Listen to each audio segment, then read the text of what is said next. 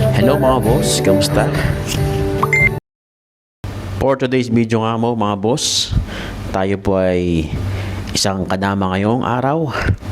Ako po ay magtitiklop ng mga damit. Then after nyan, maglalaba, maglilinis, magluluto. So samahan nyo ako mga boss. At sumasayaw pa ang isang mangyan. Ngayon talaga sa mag-asawa kailangan nagtutulungan sa mga gawaing bahay. Dahil syempre, nagtatrabaho si Mrs. at si Mr. So ikaw na available ka, wala kang pasok. So dapat ginagawa mo rin yung mga ginagawa ng isang babae sa isang bahay para hindi rin siya nahihirapan. Mas maganda talaga yung nagtutulungan kayo sa mga gawaing bahay, sa buhay. Kasi nga mag-asawa kayo eh. Habang nagtitiklop, naglalaban naman. Maya-maya niyan, magsasampay na. Sampay time at syempre hindi mo mawawala ang sound trip para habang busy ka at least may mga narinig ka na nakakapagpaboost ng isip mo, so nakaka-relax din.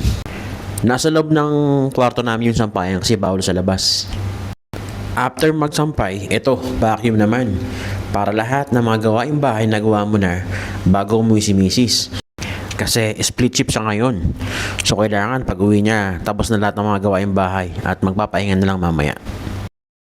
Samahan niyo ako mga boss, baba tayo. May bibili lang tayo sa Bacala. Grabe, sobrang init. Hindi nyo ba alam ang summer dito sa Middle East? Para kang nasa loob ng oven. Para kang piniprito. Para kang niluluto. Malapit lang naman yung Bacala sa building namin. So, konting lakad lang.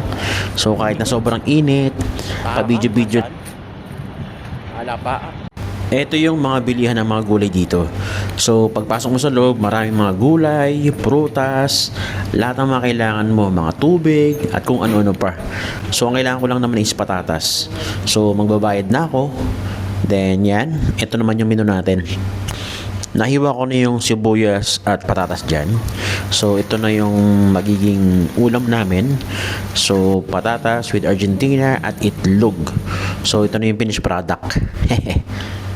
Kakain na nga kami. So, ito na yung asawa ko. Tuwan-tuwa siya dahil meron siyang ulam. Tapos na rin maglaba. At kay drama mode naman. Haha.